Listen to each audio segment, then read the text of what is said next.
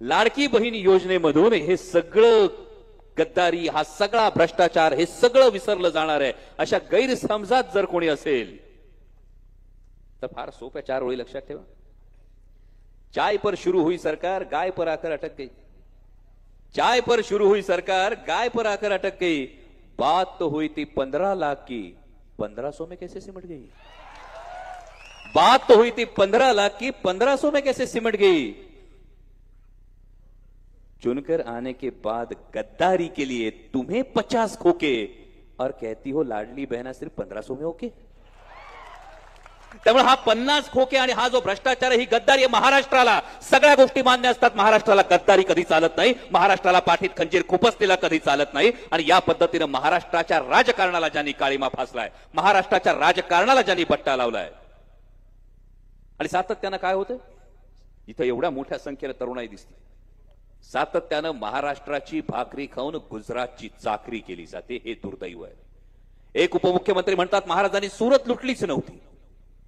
का म्हणत असावेत कदाचित उपमुख्यमंत्री असं, की जर महाराजांनी सुरत लुटली असं उपमुख्यमंत्री म्हणाले तर दिल्लीत बसलेले त्यांचे गुजराती बॉस कदाचित डोळे वटारतील. म्हणून उपमुख्यमंत्र्यांना भीती वाटते की काय हा प्रश्न सुटतो. आणि मग दुसरा प्रश्न उमटतो की माझ्या तरुणांना रोजगार मिळावा म्हणून सेमी कंडक्टरच्या संदर्भात 4 प्रोजेक्ट आले. 4 प्रोजेक्टची एकूण व्हॅल्यू किती, 1,26,000 कोटी. किती, 1,26,000 कोटी. यातले 3 प्रोजेक्ट चाललेत गुजरातला आणि 1 प्रोजेक्ट चाललाय आसामला. माझ्या भावांनो, जाणीवपूर्वक विचार करण्याची गोष्ट आहे ही. फक्त टीका करण्याची गोष्ट नाही, ही फक्त सभेत बोलण्याची गोष्ट नाही. पण 4 पैकी 3 प्रोजेक्ट गुजरातला जात असतील, 1 प्रोजेक्ट आसामला जात असतील, तर महाशक्ती म्हणून जे गुजराती बॉसच्या पायावर, दिल्लीश्वरांच्या पायावर लोटांगण घालतायत, त्यांनी महाराष्ट्रातल्या युवकांच्या भवितव्याचा कधीतरी विचार करावा. हाच महत्वाचा प्रश्न आहे.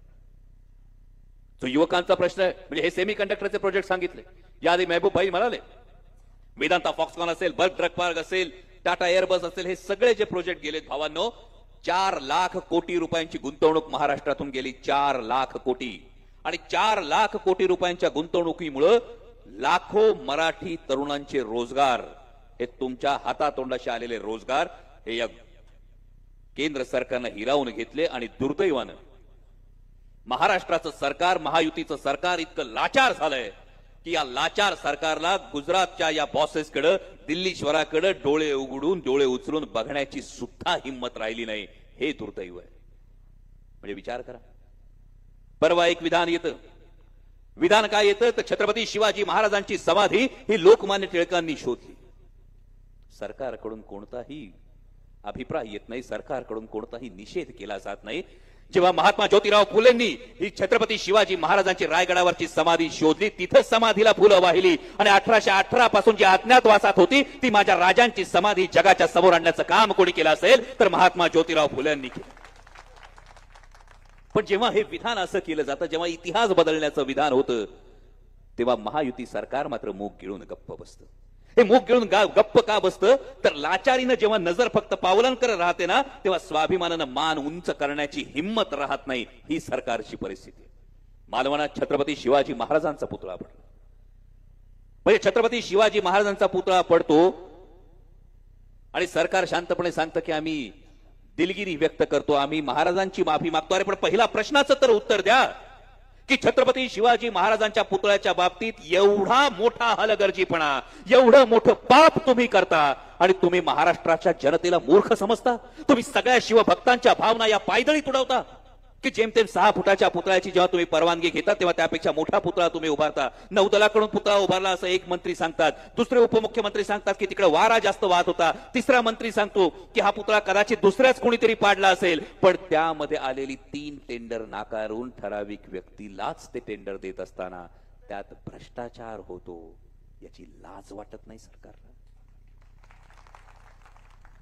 म्हणजे ज्या महाराजांच्या नावानं राज्य चालवायचं त्या महाराजांचा पुतळा उभा करण्यात जर तुम्ही भ्रष्टाचार करत असाल तर त्याच महाराजांच्या स्वराज्यातली एक फार महत्वाची शिक्षा या महायुतीच्या सरकारसाठी राखून ठेवा, ती म्हणजे कडेलोट.